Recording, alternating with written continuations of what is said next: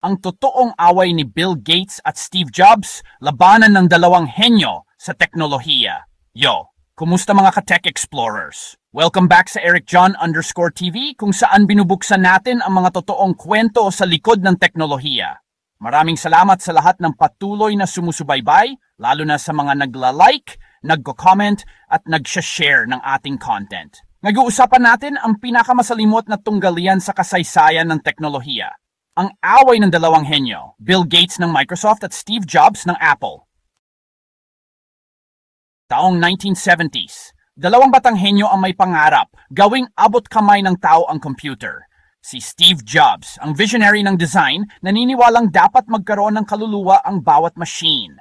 At si Bill Gates, ang programmer na gustong ipasok ang software sa bawat tahanan sa mundo. Noong una, magkaibigan pa sila. Tinutulungan ni Bill si Steve na gumawa ng software para sa Apple computers. Magkasangga sa pangarap, pero hindi nila alam na magiging mortal na magkaaway sila.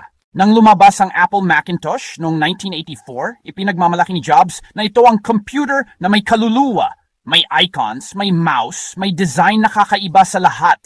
Pero makalipas lang ang isang taon, lumabas si Bill Gates ng Windows. At sa unang tingin, halos pareho. Parehong may icons, parehong may mouse, parehong may graphical interface. Galit na galit si Jobs. Sabi raw niya kay Bill Gates, ang sagot ni Gates,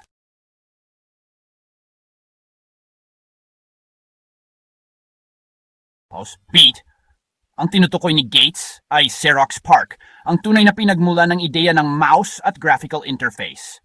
Kaya sa totoo lang, pareho silang kumuha ng inspirasyon doon. Pagsapit ng 1990s, lumakas ng husto ang Windows. Mas mura, mas accessible. Halos lahat ng opisina at bahay may Windows PC. Habang ang Apple unti-unting bumabagsak, naalis pa si Steve Jobs sa sarili niyang kumpanya noong 1985. Samantalang si Bill Gates, naging pinakamayamang tao sa buong mundo.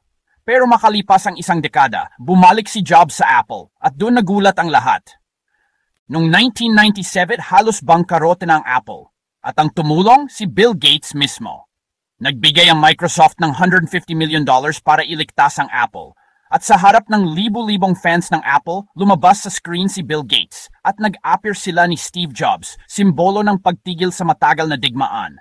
Mula roon, muling bumangon ang Apple hanggang sa inilabas nila ang iPod, iPhone at MacBook at doon nagsimula ang bagong era ng teknolohiya.